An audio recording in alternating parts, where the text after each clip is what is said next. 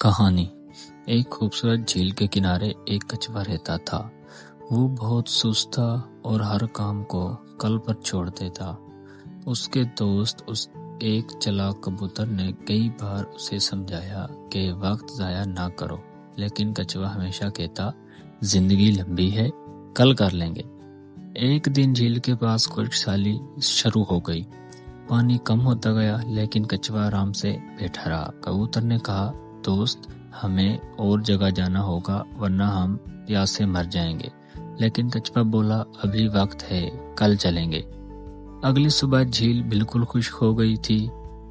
कबूतर तो रात को ही उड़ गया था, लेकिन कछुआ वहीं रह गया और अब बहुत पछताया। सबक, जो वक्त की कदर नहीं करता वो नुकसान उठाता है।